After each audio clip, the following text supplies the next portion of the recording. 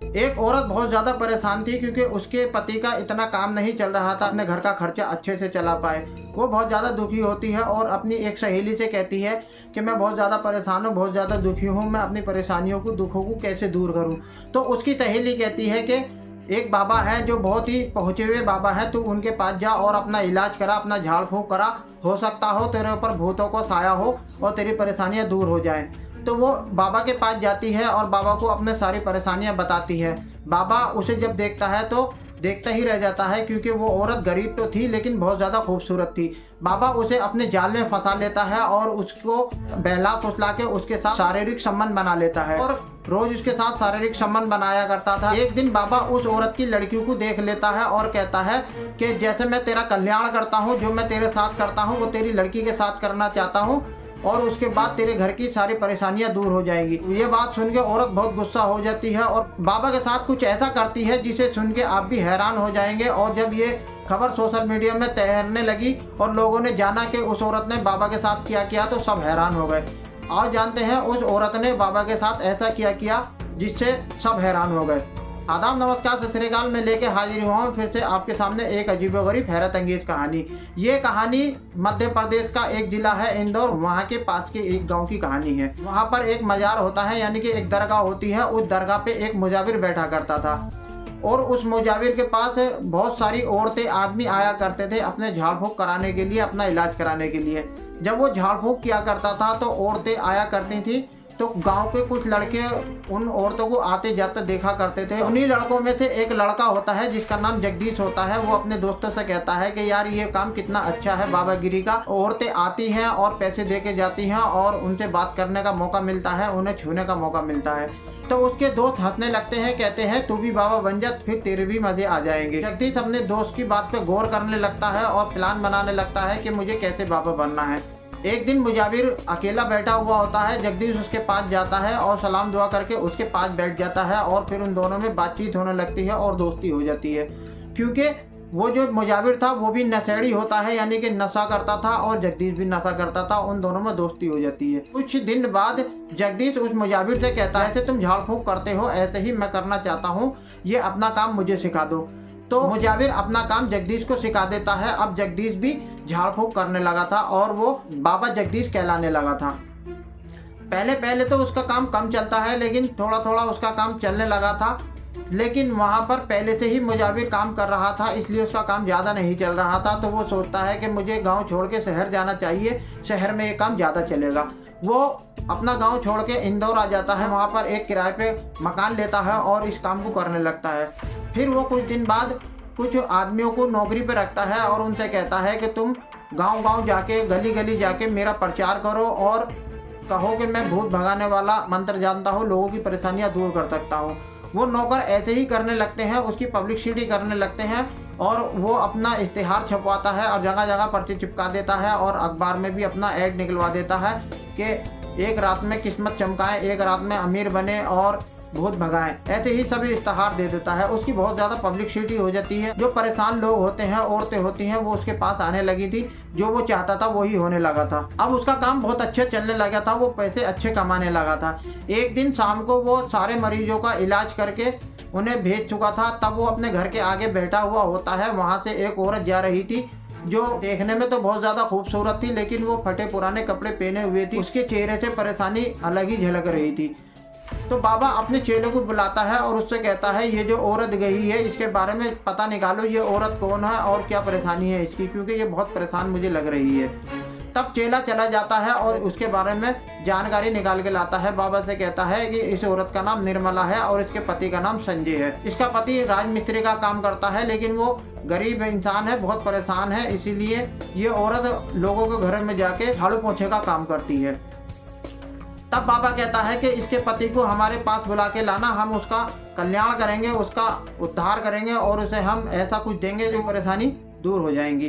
तब चेला कहता है कि बाबा इसका जो पति है वो कई बार आपके पास आ चुका है और आपसे दुआ करा चुका है। बाबा कहता है कल जब वो आएगा तो मेरी उससे मुलाकात कराना। जब अगला दिन हो जाता है, बहुत सारे लोग उसके पास आ जाते हैं इलाज कराने के लिए। तो उनमें संजय भी बैठा हुआ होता है। तो चेला अपने बाबा के पास आता है और बाबा से कहता है कि संजय आ चुका है। तो वो कुछ जल्दी जल्दी तंत्र मंत्र करके भेज देता है और उसे संजय को रोक लेता है। संजय से कहता है, देखा देख रहा हूँ जिसमें तुम्हारी किस्मत मुझे चमकती नजर आ रही है और तुम्हारी जो पत्नी है वो मुझे बहुत भाग्यवान लग रही है, वो राज करेगी, उसकी किस्मत में राज लिखा हुआ है, तुम उसे कल लेके आना, मैं उस पर तंत्र मंत्र करूंगा, तुम्हारी परेशानी दूर हो जाएंगी और तुम बहुत अमीर हो जाओगे। संजय खुश हो जाता है और अपने घर चला जाता है, अपनी पत्नी को सारी बात बताता है कि बाबा ऐसा कह रहे हैं। तो पत्नी खुश हो जाती है और अगले दिन अपने पति संजय के साथ उस बाबा के पास आ जाती है। बाबा उसे देखता है, देखते ही रह जाता है, क्योंकि जो औरत थी निर्मला कल गरीब लग रही थी और परेशान थी, आज वो थोड़ी खुश लग रही थी और उसका चेहरा दमक रहा था और वो आज अच्छे लिबास में थी जो खूबसूरत लग रही थी। बाबा उससे कहता है कि मैं तुम्हारी माथे की रेखा में तुम्हारी किस्मत चमकती हुई देख रहा हूँ, तुम्हारा कल्याण हो जाएगा और तुम राज करोगी कि तुम्हारी किस्मत में राज लिखा हुआ है। वो खुश हो जाती है और बाबा के पैरों में गिर जाती है। बाबा उसकी कमर पे हाथ फिराने लगता है। वो कहती है कि बाबा तुम मेरा उद्धार कर दीजिए, मेरे ऊपर दया कर दीजिए, प्रार्थना कर दीजिए, मेरी किस्मत सही हो जाए। अब वो इलाज के नाम पे उसे ठगने लगा था, धीरे धीरे उनसे पैसे ऐंठने लगा था। एक दिन बाबा उससे कहता है कि मुझे तुम्हारे घर रहना होगा और 40 दिन तक तुम्हारे घर रह के हवन कुंड करना होगा जिससे तुम्हारी किस्मत सही हो जाए। तो निर्मला खुश हो जाती है, कहती है कि बाबा तुम हमारे घर आके हवन करोगे और 40 दिन तक हमारे घर रहोगे, ये तो हमारी खुदकिस्मती होगी, हम बहुत इसे अच्छा मानेंगे। तो बाबा कहता है कि ठीक है चलो। बाबा उसके घर आ जाता है और वो अब उसके पति यानी कि संजय को अपने पास से हटाना चाहता था, उसे दूर करना चाहता था। तो वो अपने लिबास से एक पुड़िया निकालता है और संजय को देता है और कहता है कि जो अपने शहर से दूर एक नदी बह रही है वहाँ पर इस पुड़िया को डाल के आओ, लेकिन शर्त ये होगी कि तुम्हें पैदल जाना होगा। संजय कहता है कि बाबा काली अंधेरी रात है, मैं अकेला नहीं जा सकता, मुझे डर लगेगा। तब बाबा कहता है कि तुम्हारे साथ मेरा एक चेला जाएगा जो तुम्हारे साथ जाएगा और तुम्हारे साथ आएगा, तुम्हें डरना नहीं चाहिए, लेकिन तुम्हें पैदल जाना होगा। संजय उसकी बात मान जाता है और उसके चेले को लेके अपने साथ और चला जाता है।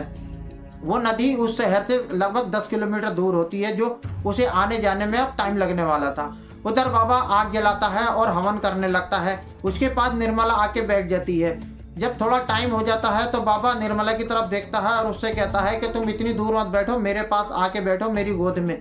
तो निर्मला कहती है बाबा ये तुम क्या कह रहे हो? तो बाबा कहता है मेरे अंदर 3 लाख जिन हैं जो वो कह रहे हैं कि तुम मेरे पास आके बैठोगी, करीब होगी तो मैं तुम पे करीब से अमल करूंगा जिससे तुम्हारी परेशानियां दूर हो जाएंगी। तो निर्मला उसकी बातों में आ जाती है और उसकी गोद में आके बैठ जाती है। अब बाबा उसके शरीर पे हाथ फिराने लगता है। तो निर्मला उस बाबा से कहती है कि बाबा ये सब क्या कर रहे हो? तो बाबा कहता है कि तुम मेरे अंदर जो जिन है उन्हें खुश कर दो, तुम्हारी सारी परेशानियां दूर हो जाएंगी। तो निर्मला उसकी बातों में आ जाती है और वो सब करने देती है जो उसे नहीं करने देना चाहिए था। बाबा अपनी हदें पार कर देता है और सारी रात उसके साथ मुँह काला करता है। जब सुबह होती है तो निर्मला से कहता है अब तुम मेरा नाश्ते का इंतजाम कर दो और मैं नाश्ता करके आराम करूँगा, क्योंकि सारी रात मैंने तुम्हारे साथ अमल किया है। निर्मला चली जाती है और नाश्ते का इंतजाम कर देती है। अब निर्मला भी नाश्ता करके अपने कमरे में जाके सो जाती है और बाबा भी सो जाता है। लेकिन बाबा सोने से पहले अपने एक चेले को बुलाता है और उससे कहता है कि ये 1000 रुपये अपने पास रखो और जब निर्मला अपने कमरे में जाके सो जाएगी तुम वो 1000 रुपये उसके तकिए के नीचे रख देना। चेला ऐसे ही करता है, जब निर्मला सो जाती है उसके कमरे में जाता है, उसके तकिए के नीचे 1000 रुपये रख देता है। जब निर्मला सो के उठती है तो देखती है उसके तकिए के नीचे 1000 रुपये रखे हुए हैं। वो 1000 रुपये उठाती है और खुश खुश बाबा के पास आती है और कहती है कि बाबा मेरे तकिए के नीचे ये 1000 रुपये रखे हुए थे। तो बाबा कहता है कि तुमने रात मेरे जिनों को खुश किया है, तो जिन्होंने तेरी मदद की है, ये 1000 रुपये तेरे हैं और रोज रात को मुझे खुश किया करेगी, तो ऐसे ही जिन तेरी मदद किया करेंगे। अब वो रोज ऐसे ही काम करने लगे थे, ऐसे ही रोज उसे पैसे मिलने लगे थे। लगभग 40 दिन हो जाते हैं। 40 दिन के बाद बाबा उससे कहता है कि मुझे कुछ पैसे की ज़रूरत पड़ रही है और जब तू मेरी सच्ची भक्त है तो मुझे पैसे का इंतजाम करके दे। तो निर्मला कहती है कि मेरे पास कुछ जेवर है, मैं उसे बेच के तुम्हें दे सकती हूँ। तो बाबा कहता है कि जेवर बेचने से कुछ काम नहीं चलेगा, मुझे लगभग 15 लाख की ज़रूरत है। तो निर्मला कहती है कि बाबा हम तो बहुत गरीब हैं, हम इतना पैसा कैसे देंगे? तो बाबा कहता है कि तू मेरी सच्ची भक्त है और अपनी किस्मत चमकाना चाहती है और तू राज करना चाहती है, तो मेरी बात को मान ले, तू मुझे पैसे का इंतजाम करके दे। निर्मला अपने पति को समझाती है, इंदौर में जो उनका मकान होता है उसे बेच देती है, जो लगभग 12 लाख का बिकता है, और वो 12 लाख रुपए बाबा को दे देती है और कहती है बाबा मेरे पास तो यही है और नहीं है। बाबा कहता है कोई बात नहीं, 3 लाख रुपए का मैं इंतजाम कर लूंगा, तुम्हारा कैसा कल्याण करता हूँ और कैसी तुम्हारे साथ अमल करता हूँ जिससे तुम्हारी परेशानियां दूर हो जाएंगी, तुम अब राज करोगी। जो तुमने मुझे 12 लाख रुपए दिए हैं उसके तुम्हें डबल मिलेंगे, 24 लाख मिलेंगे। निर्मला खुश हो जाती है और उसकी बातों को मानती रहती है। अब बाबा निर्मला की लड़की को देख लेता है जिसकी उम्र 11 साल होती है। बाबा निर्मला से कहता है कि जैसे मैंने तुम्हारा कल्याण किया था, 40 दिन तक तुम्हारे साथ अमल किया था, ऐसे ही अमल मुझे तुम्हारी लड़की के साथ करना होगा, जिससे तुम्हारा पूरा घर शुद्ध हो जाएगा, शुद्धिकरण हो जाएगा पूरे घर का। क्योंकि तुम्हारे पति का भी मैंने इलाज कर दिया है, तुम्हारा भी इलाज किया, लेकिन तुम्हारी लड़की का इलाज नहीं हुआ है, जिससे तुम्हारी परेशानियां दूर नहीं हो रही। अगर तुम्हारी लड़की भी ये इलाज करा लेगी, वो शुद्ध हो जाएगी, तो फिर तुम राज करोगी और तुम्हारी सारी परेशानियां दूर हो जाएंगी। जब निर्मला ये बात सुनती है तो भड़क जाती है और गुस्से में आ जाती है। कहती है बाबा तुम ये कैसी बात कर रहे हो, तुमने मेरी इज्जत के साथ खेला, मैंने कुछ नहीं किया, तुम मेरे पति को पागल बनाते रहे, नदी पे भेजते रहे, मैंने कुछ नहीं कहा, लेकिन आज तुम मेरी लड़की की इज्जत से खेलना चाहते हो, उसे गंदा करना चाहते हो, मैं ये बात बर्दाश्त नहीं करूंगी। वो नाराज हो जाती है और बाबा के थप्पड़ मार देती है और बाबा को अपने घर से निकाल देती है। यानी कि वो निर्मला जिस किराए पे मकान में रह रही थी, बाबा अब उसमें भी आने लगा था, तो वो उस घर से उसे निकाल देती है। फिर वो अपने पति संजय को लेती है और अपनी लड़की को साथ लेती है और पास के ही थाने में जाके बाबा के खिलाफ FIR करा देती है। जब वो थाने जाती है और पुलिस इंस्पेक्टर से बताती है कि जगदीश बाबा ने उसके साथ खिलवाड़ किया, उसका मकान बिकवा के पैसे भी ले लिए हैं और उसकी इज्जत भी लूट ली है, ये बात सुन के पुलिस इंस्पेक्टर भी हैरान हो जाता है। सोचने लगता है कि जगदीश बाबा इतना अमीर आदमी है और इतने उसके भक्त हैं कि हम उसे अरेस्ट करेंगे तो दंगे फसाद हो जाएंगे। वो सोचने लगता है कि मैं कैसे उसे अरेस्ट करूंगा। वो परेशान हो जाता है, कहता है कि तुम चाहो तो मैं बाबा का और तुम्हारा समझौता करा दूंगा। निर्मला कहती है मुझे बाबा से कोई समझौता नहीं करना, मैं बाबा को जेल में देखना चाहती हूँ, उनने मेरे साथ जो किया है उसके साथ भी वैसा ही होना चाहिए। फिर पुलिस इंस्पेक्टर अपने सीनियर को बताता है, कहता है कि एक औरत आई है और बाबा जगदीश के खिलाफ FIR करा रही है, मैंने उसे काफ़ी समझाया है लेकिन वो नहीं मान रही। तब पुलिस इंस्पेक्टर का जो सीनियर होता है वो कहता है मुजरिम बड़ा हो या छोटा हो, कितनी भी पहुंच वाला हो, कितने भी रसूख वाला हो, हमें कानून का काम करना है, उस बाबा को तुम अरेस्ट कर लो। पुलिस इंस्पेक्टर मजबूर हो जाता है और एक टीम बनाता है और बाबा को जाके उसके आस्थाने से अरेस्ट कर लेता है। बाबा को ये सब नहीं पता था कि निर्मला उसके खिलाफ FIR कर चुकी है और उसे अरेस्ट कराने के लिए थाने में पहुंच चुकी है। बाबा को पुलिस थाने ले आती है तो बाबा अपनी रसूख की धमकी देता है और कहता है कि मैं तुम्हारी वर्दियाँ उतरवा दूंगा, मैं इस शहर में दंगे करा दूंगा, मेरी बहुत पहचान है, मेरे बहुत भक्त हैं, तुम्हारे थानों को जला देंगे। तो पुलिस वाले गुस्सा हो जाते हैं और उसकी 3rd डिग्री इस्तेमाल करते हैं, बाबा की बहुत ज़्यादा धुलाई करते हैं। बाबा से कहते हैं बाबा तूने जो जुर्म किए हैं उन्हें कबूल कर ले, वरना हम तुझे मार मार के टमाटर बना देंगे। बाबा टूट जाता है और डर जाता है और अपने सारे गुनाह कबूल कर लेता है और बताता है कि वो कौन से गांव का रहने वाला है, वो कैसे बाबा बना, उसने कितनी औरतों के साथ मुँह काला किया है, वो सब कबूल कर लेता है। पुलिस इंस्पेक्टर उस बाबा के खिलाफ एक मजबूत चार्जशीट तैयार करती है और बाबा को जेल भेज देती है। अब बाबा जेल में रह के अपनी सजा का इंतजार कर रहा है। दोस्तों ये वीडियो आपको कैसी लगी? अगर वीडियो आपको अच्छी लगी हो तो प्लीज़ हमारी वीडियो को लाइक करें, चैनल को सब्सक्राइब करें। जय हिंद, जय भारत।